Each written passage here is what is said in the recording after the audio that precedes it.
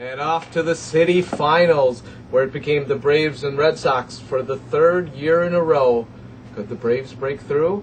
And over in Eagan, Reds met the X. Right before the series started, Christian was overheard saying, "Oh, the usual. I bowl, I drive around, the occasional acid flashback." And over in Hopkins, where the man was heard saying to Tuggy, "Now you take that diaper off your head and put it back on me."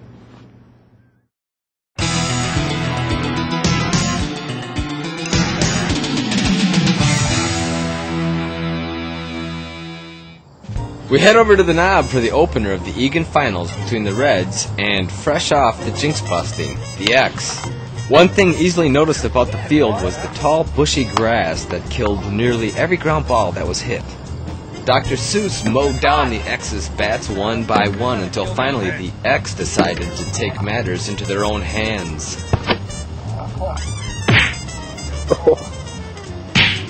Or whatever body parts they could use. Zach's fucking beside himself. Spoon adds a pinch of defensive mastery. Oh my god!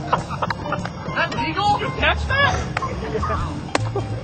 The crazy leg delivery of Hartsky helped deliver a 2-2 tie late in the ball game.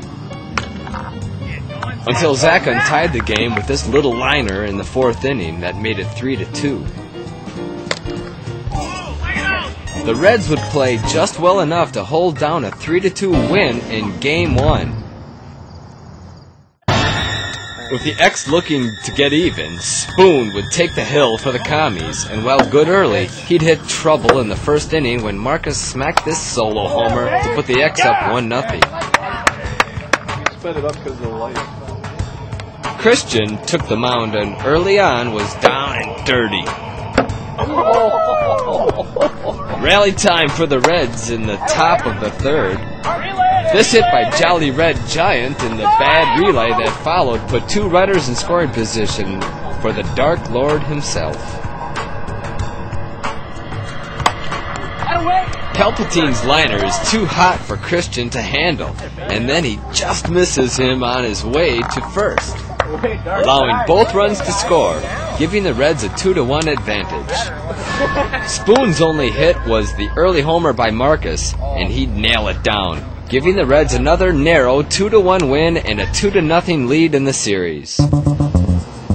With the X facing an elimination in Game 3, it was up to Palpatine to seal the deal. He did not disappoint.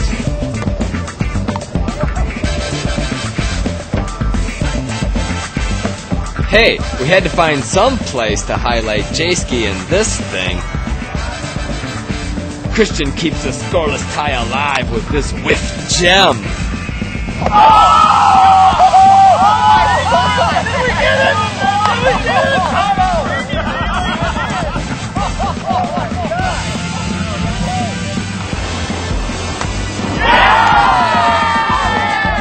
Not long after that, he goes yard to give the X a 1-0 lead after 4 innings.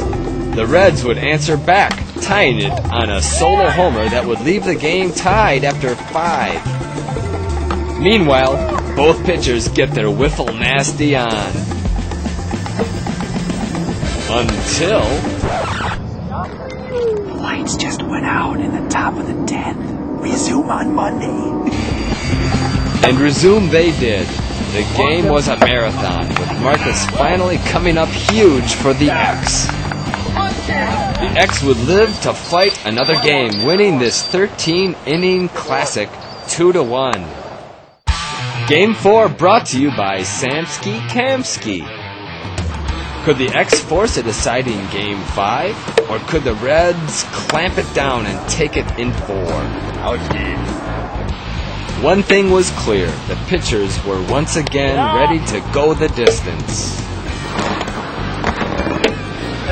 On and on the game would go, with another extra inning classic on our hands that stretched well into the night.